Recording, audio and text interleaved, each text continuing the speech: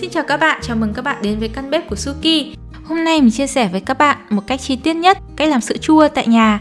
Nếu các bạn đã từng chật vật với món sữa chua, làm lúc thành công, lúc không thì đây là video dành cho bạn. Trong video này, mình sẽ chia sẻ tất tần tật từ A đến Z cách làm sữa chua nhé. Cụ thể thứ nhất mình sẽ nói về phân loại sữa tươi và cách chọn sữa khi làm sữa chua. Sau đó là nguyên lý làm sữa chua, cách làm sữa chua cơ bản và chi tiết.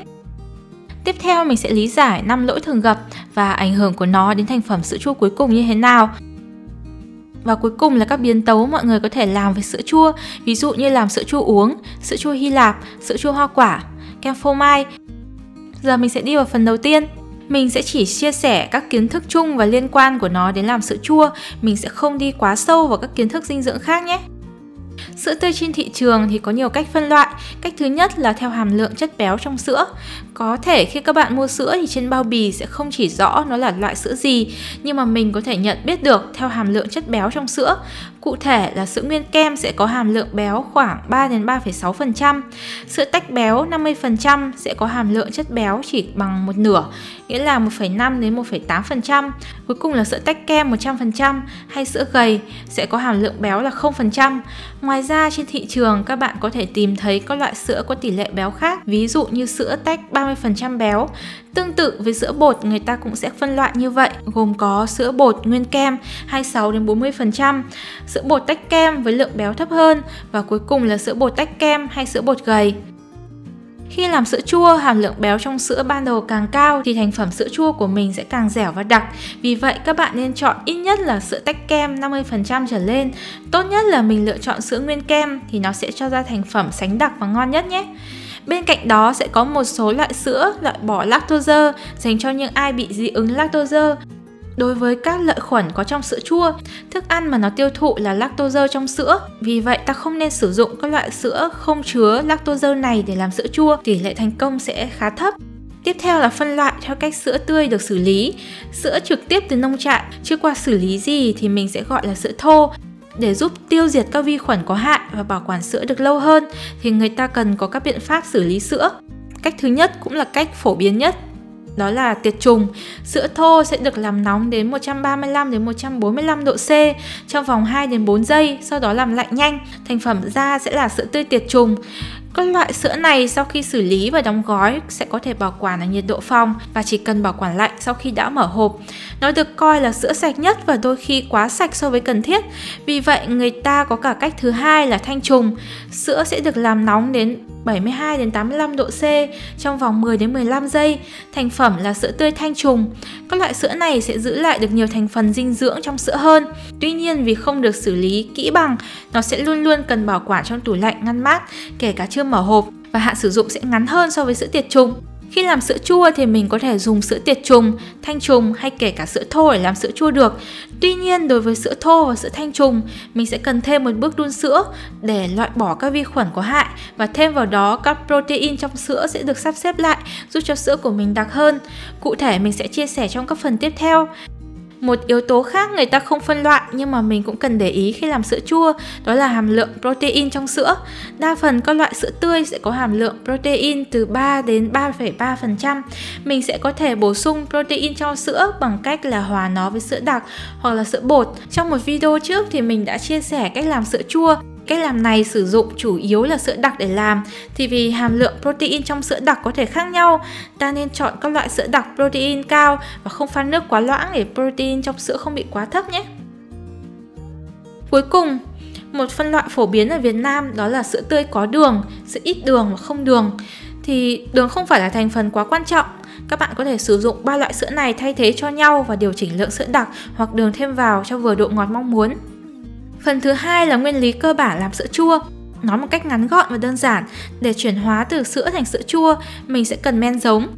Các vi khuẩn trong sữa chua sẽ tiêu thụ đường lactose trong sữa và sản xuất ra axit lactic.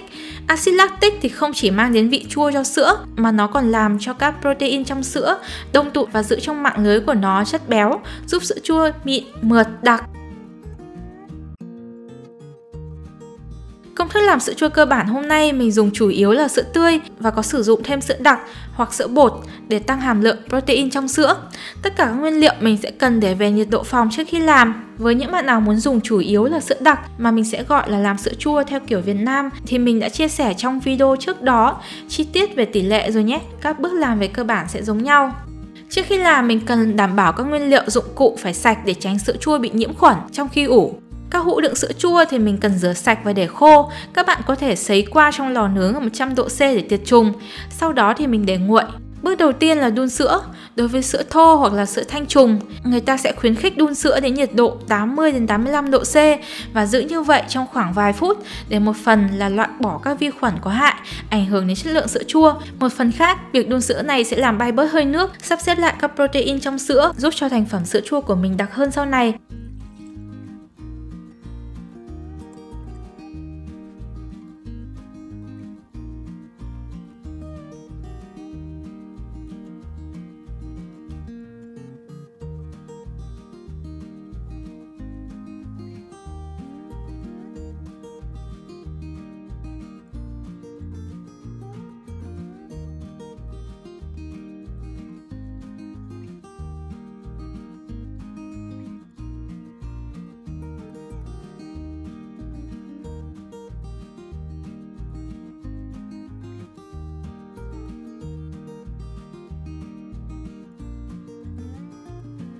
Sau khi đun thì mình sẽ để sữa nguội về 45 đến 50 độ. Sau khi sữa đã hạ nhiệt thì mình sẽ lọc sữa qua dây.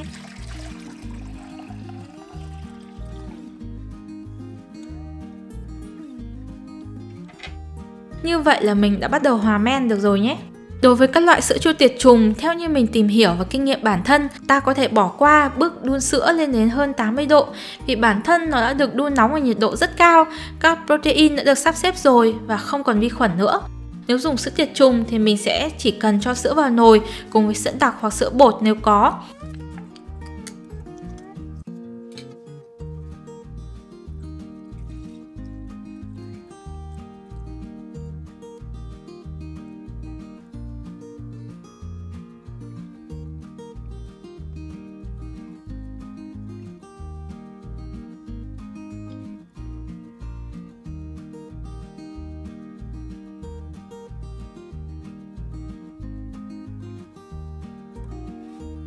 Ta sẽ bắc sữa lên bếp và chỉ cần làm nóng đến 45 độ thôi. Tương tự khi làm sữa chua kiểu Việt Nam, nếu mà mình dùng sữa đặc và sữa tiệt trùng thì mình cũng sẽ bỏ qua bước 1 và chỉ cần làm ấm sữa đến 45 độ là ta đã hòa men được rồi nhé. Đặc biệt là vì ta hòa sữa đặc với nước sôi nên nhiệt độ hỗn hợp sữa sau khi hòa sẽ vừa đủ nhiệt độ cần và ta sẽ không cần đun luôn. Với những bạn không có nhiệt kế thì ta có thể áng chừng sữa ấm đến khi ta chạm vào được, có thể chạm vào thành nồi thôi, đừng chạm vào sữa nhé. Và để im như vậy, nó nóng mà mình không thấy khó chịu, không thấy cảm giác bỏng ấy. Tiếp theo là ta sẽ hòa men vào sữa.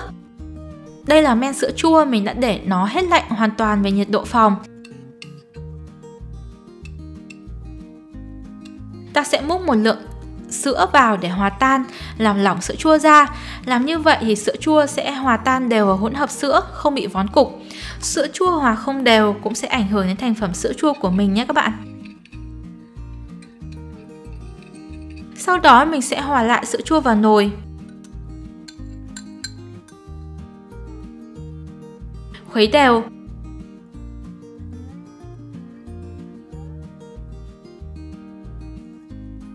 Vậy là xong. Giờ mình sẽ chia sữa vào các hũ nhỏ hoặc là mình cũng có thể ủ trong hũ lớn.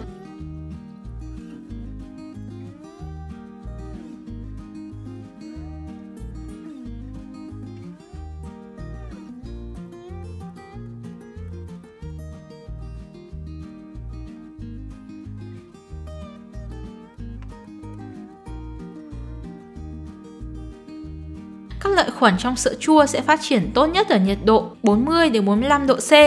Nếu các bạn có máy làm sữa chua hay nồi cơm điện có chức năng làm sữa chua thì rất đơn giản. Mình lót khăn vào đáy nồi, đổ nước ấm nóng khoảng 5 đến 7 cm. Sau đó ta cho sữa chua vào, bật chế độ ủ là xong. Các bạn cũng có thể ủ bằng lò nướng nếu lò có chế độ nhiệt thấp. Mình sẽ bật lò khoảng 40 đến 50 độ và vì lò nướng chỉ vặn được tối đa là 1,5 tiếng đến 2 tiếng thôi. Vậy nên cứ sau thời gian đó mình cần vặn lò một lần để cho đến khi sữa chua đông hẳn. Với những ai mà lò nướng có mức thấp nhất là 100 độ C thì các bạn có thể vặn lò cho nó ấm, sau đó tắt lò và ủ sữa, và cứ mỗi khi lò nguội thì ta cần vặn lại một lần. Làm kiểu này sẽ hơi lích kích hơn, đặc biệt là trong mùa đông, và các bạn cũng cần cẩn thận để mỗi lần vặn lò không làm sữa bị nóng quá dẫn đến việc làm yếu hoặc trên men nhé. Cách thứ ba là dùng thùng xốp, thùng cách nhiệt, nồi cơm điện không có chế độ ủ sữa chua hay là bọc chăn. Với các cách này thì mình cũng sẽ cho nước ấm nóng vào ủ, và trong quá trình ủ cũng sẽ cần kiểm tra thường xuyên xem sữa có bị nguội không. Nếu nguội thì mình sẽ cần châm thêm nước nóng vào cho nó nóng trở lại. Một cách thủ công khá hay là ủ ngoài nắng. Nắng mùa hè thì sẽ thay thế máy móc cung cấp nhiệt độ ổn định để ủ sữa chua của mình. Các máy làm sữa chua sẽ set thời gian ủ cơ bản, thường là 8 tiếng. Thường sữa chua thì sẽ bắt đầu đông sau khoảng 4 tiếng, nhưng mà mình sẽ ủ thêm đến 6 đến 8 tiếng để nó đặc hơn. Sữa chua ủ lâu thì sẽ chua hơn một chút, vì thế mọi người có thể ủ 8 tiếng hoặc lên đến tối đa là 12 tiếng để nó có vị chua mong muốn nhé. Thành phẩm sữa chua mà mình mong muốn nó sẽ đặc, sánh, mịn, úp ngược được, không bị nhớt, không bị tách nước.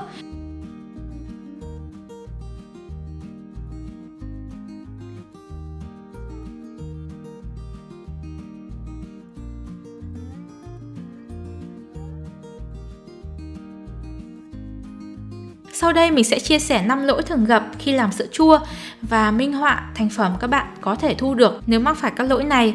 Lỗi thứ nhất là sử dụng sữa protein quá thấp. Việc này thường xảy ra khi mà các bạn làm sữa chua kiểu Việt Nam, ta dùng sữa đặc protein thấp hoặc là pha thêm hơi nhiều nước. Các bạn thấy là thành phẩm ra nhìn có vẻ đông, tuy nhiên sữa chua rất lỏng, nó không bị nhớt nhưng mà hơi lợn cợn.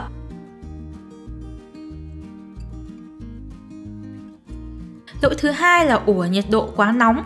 Để minh họa thì mình làm một mẻ sữa chua và duy trì nhiệt ủ ở 60 độ C. Một cách trực quan thì nhiệt này gần bằng như mình bê một bát phở, kiểu rất nóng mà mình cũng không chạm vào lâu được. Với nhiệt độ này sữa đông rất nhẹ, chạm vào mỏng phía trên, nhưng mà hầu như nó lỏng hoàn toàn. Men trong sữa thì sẽ chết trong quá trình ủ. Lỗi thứ ba là nhiệt độ ủ bị nguội hay quá thấp.